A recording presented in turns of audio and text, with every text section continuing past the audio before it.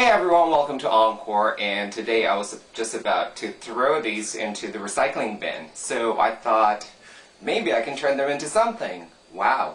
So anyway, I'm going to show you how you can organize your brushes today using some of the cardboard boxes that you have from junk food, soda, anything like that. So just make sure that they're kind of like thick boxes, you know, so they have bodies to them.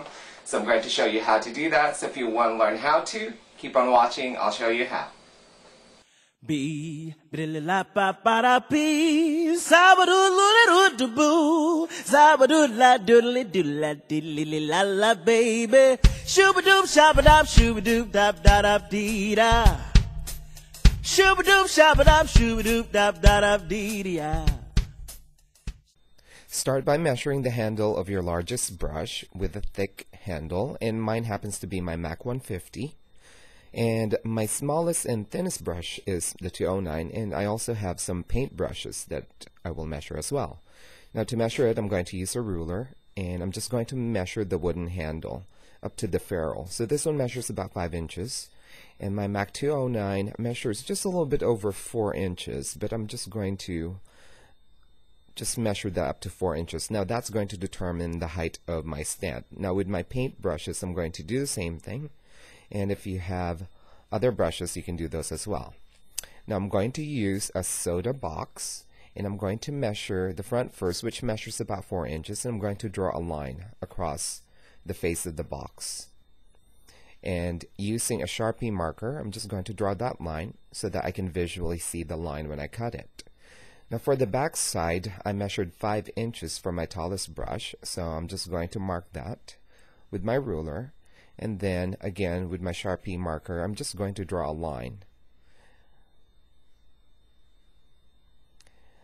Now right on the edge, I'm just going to draw that line just a little bit so that it goes over to one side of the box, and same thing with the other line, just like that. So one is higher than the other. Now I'm going to draw a diagonal line to connect those two markers, and again using my ruler, I'm just going to use my Sharpie again and connect those two lines or two markers to create a diagonal line, just like this.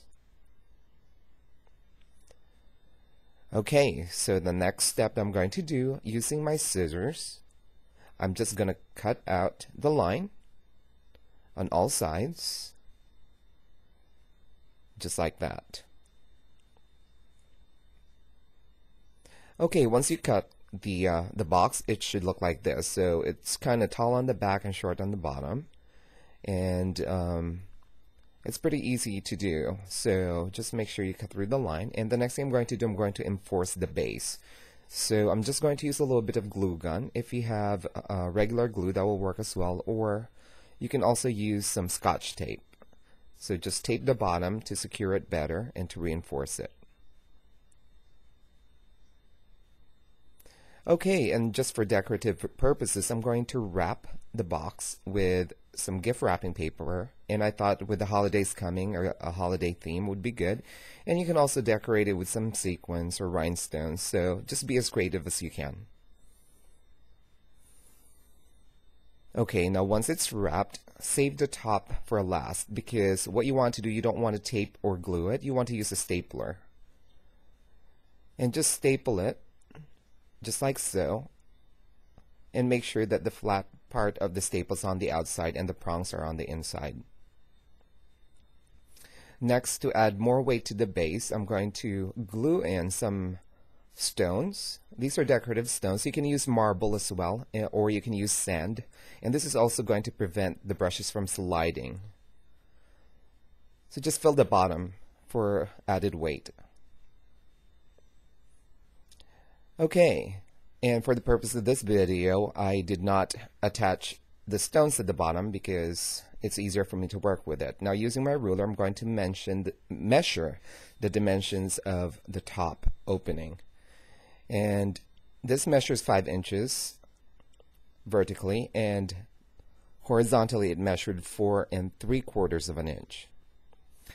Now with some other box material, and this is from a cake box or a cake mix box, I'm just going to draw 1/2-inch strips.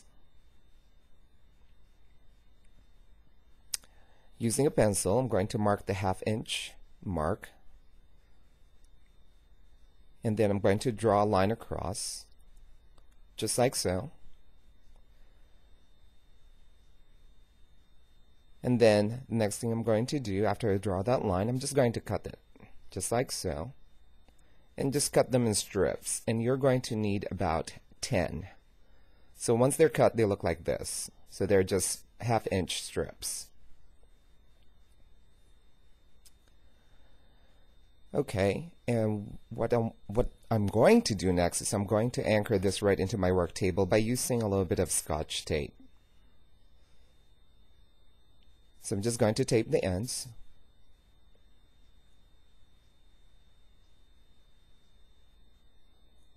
And then with my ruler, I'm going to measure 5 inches from the outer edges of the strips, of the 2 strips. I'm going to place the ruler and place the bottom strip right so that the outer edge of the strip is right at 5 inches. And once again, using some Scotch tape, I'm just going to anchor that right into my working surface so it doesn't move. Alright, and the next thing to do is just fill in the spaces in between and just making sure that the outer strips are 5 inches apart. Once you place the other strips in between the 2 outer strips, go ahead and work on the vertical lines. And this one's going to measure 4 1/4 inch apart. And then again, anchor with tape. And this is just regular Scotch tape.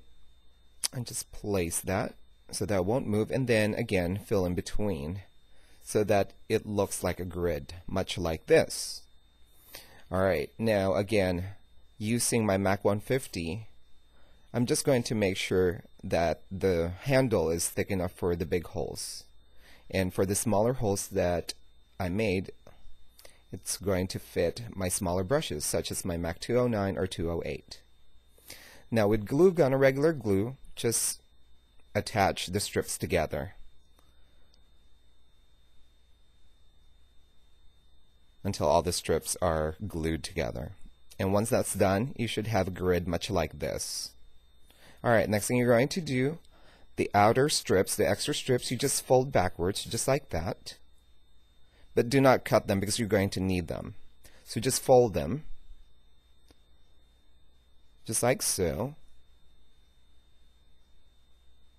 And do that all the way around. So make sure that all the extra strips at the end are folded back. And once you fold them, it should look like this. Alright, and now we're going to go back to our stand that's already decorated. And we're just going to place that on the top, making sure that those extra strips that were folded wedge inside the stand, just like so.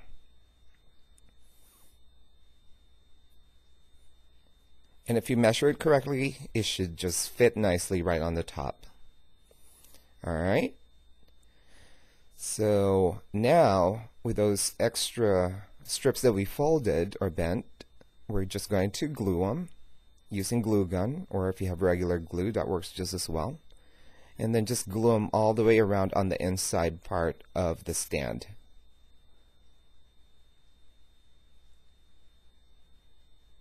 Just like so. And now once that dries, it should look like this. Alright, so all you need to do is fill it in with your favorite brushes. The larger brushes, of course, goes into the bigger holes, and then the thinner brushes and the shorter brushes goes into the smaller holes, and of course the shorter brushes goes in the front where it's shorter. And this is what it looks like.